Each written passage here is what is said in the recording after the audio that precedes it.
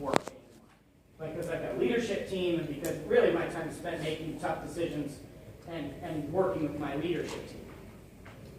But not saying that it doesn't take away the importance of time blocking even at that level. So I'm not saying, but it's really more critical when you're doing more, when you have more interaction in all the day-to-day stuff. Does anyone use a time blocking scheduling system or protocol right now? Try to. So, all of this, the same scenario that we heard going down the line, distractions, no delegation, poor planning, this all comes from a lack of time management organization, time management structure. And time blocking is a great fix for this. There's many fixes, but this book outlines some time. This is different than what we've used in the past, but this is actually pretty good. The strategy that they talk about in this book. So I recommend it if you want to go through this program that you can use this time blocking strategy in here. It's pretty good. They really have three big blocks: the strategic block, what he calls a buffer block, and what he calls a breakout block. Okay? The strategic block is a 3-hour block of uninterrupted time that's scheduled into each week. So this is 3 hours a week, okay, in a block. So you're not 1 hour a day. It's 3 hours sometime during the week. But you accept no phone calls, no faxes, no emails, no visitors, no anything, but instead you focus all of your energy on this pre-planned tasks to accomplish the one thing that you identified in the business as the thing, right? And what's crazy is, you say, well, 3 hours in a week? That's not really that much time. But you'd be amazed at what you could accomplish with a 3-hour block of uninterrupted time with a single focus when you're working with such intentionality on a single focused task. And if you did a 12-week year and you spent a week, 12 3-hour blocks on that one thing, you more than likely could get it done in 12 weeks. You might actually get it done a lot sooner. Just depends on if you follow that same ebb and flow cycle from the 12 months where you start heavy and then you kind of fall off your 3-hour blocks and you kind of waste some time in there and then you jump back on at the end. But if you were to do it diligently, I think that you would actually get there sooner. The buffer block, this is the blocks are designed to deal with all the unplanned, low-value activities, like your email and your voicemail and all the other people's problems that crop up. And really, this is the block that kind of varies. For some people, this would take 30 minutes a day. For other people, like you guys, it would be longer than that. And then the third block is the breakout block. And so this is personal time. A breakout block. I don't know why they call it that. I don't really like that term. I would really more like a personal block or something. And this is, as we were talking about earlier about you don't really get 40 hours out of your employees. Well, you don't really get 40 hours out of yourself either. Even when you're putting in 60 hours, you're probably not even getting 40 hours out of yourself. Because you just can't work with intensity that long. So what's happening is you're working with not with a lot of intensity for just a longer period of time, but not actually accomplishing all that much in a lot of the time that you're spending. So this is basically saying, hey, one of the best ways to bust plateaus and actually be more productive is to give yourself, carve out time, give yourself the permission and freedom to enjoy yourself during what you would consider today work time. So what they're talking about is at least 3 hours long spent on things other than work, scheduled away from your business during normal business hours. That will let you refresh, reinvigorate your mind so that when you return to work you can engage and focus and with more energy. And it goes in deeper into that. But that's the general idea. Now, how many of you are doing that right now? Yeah, and you're actually accomplishing what you put on paper. 3 o'clock today. Not surprising.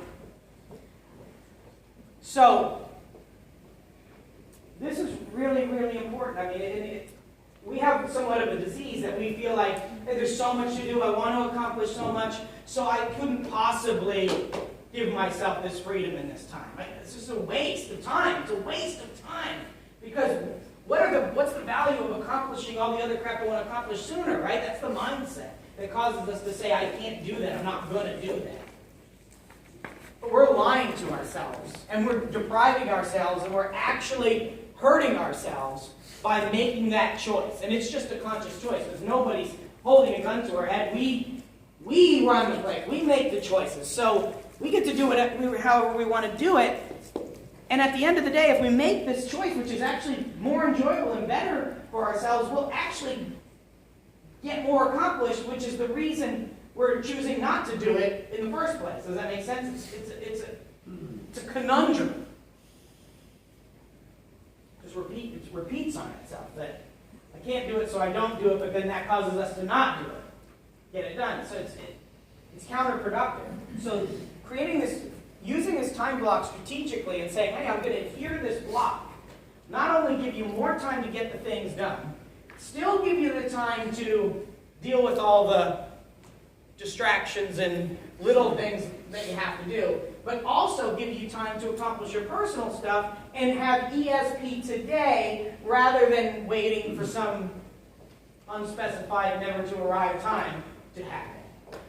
And that's going to re-energize you and allow you to be more productive in every other thing that you do.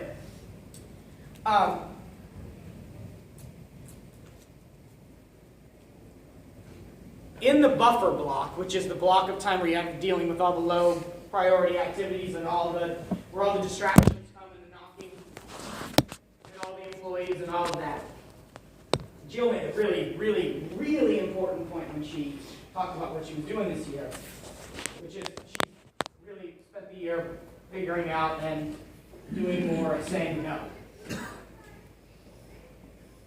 This is one lesson that unfortunately we never get taught in life. And as entrepreneurs, we're programmed to not take no for an answer. We're programmed to be the guy who's willing to jump in, and we have the capacity to fix most problems. And so we relish in the fact that those bring up these strengths. So we naturally take on anything that's laid out in front of us. Well, our strengths are actually become our greatest weaknesses, because as people realize how good we are at doing this and how willing we are to do it, they become enabled to do less and have us do more. And the problem is, as you say, well, as we get bigger and our organization grows, that's really good, because as I get more people, I'm going to have to do less work, and I'm going to have more of a team to do the work for me.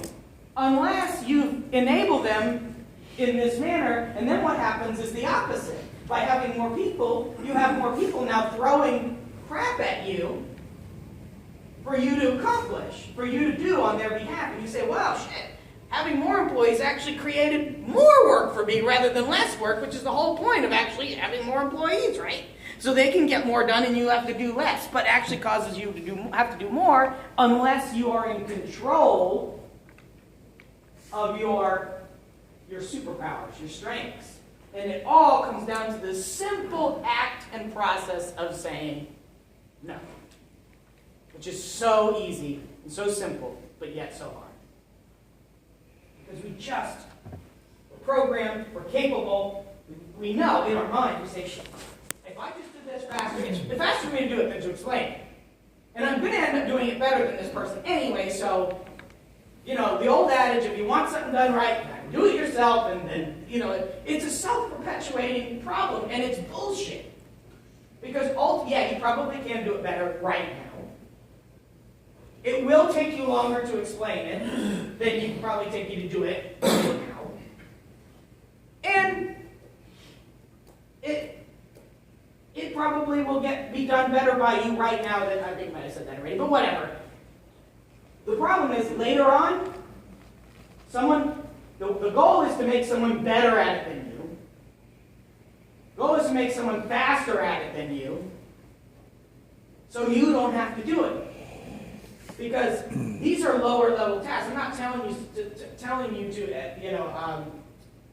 delegate, the high level decisions of the business. We're talking about the smaller stuff. Yeah, it may take more time to explain it today, but tomorrow this person's going to be able to do it. They're going to be able to explain it to somebody else. They're going to innovate. If you empower them, they'll innovate it. They'll eventually do it better than you, and you won't. And then you'll no longer have to deal with that thing ever again. And as you run that cycle, what happens is you realize that you end up having to do less and less and less things every single day. And what you do then is you put those people that you taught at the beginning, those are your leaders. They find other things. They basically become your buffer blocker, and they start teaching. They start doing the same thing. They start taking on the responsibility, but then they start delegating the responsibility to the people below them, and the stuff doesn't even get up to your level anymore. And it really frees your mind and your capacity to focus on the things that really make a difference. And then instead of doing one thing in a 12-week year for your personal and one for business, you can do 4 or 5 things for the business and for your personal because you have so much more time. Because you don't need that much time in the buffer block like you need right now. The buffer block could be 30 minutes a day. And the rest of the time could be on the strategic block, which is where all the power and opportunity is. Because it's the strategies, it's the building the culture, it's finding new avenues, it's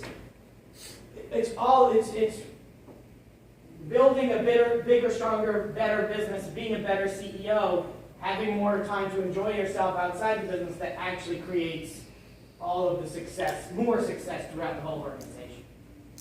And it all comes down to that, being able to say, no, I'm not going to do that.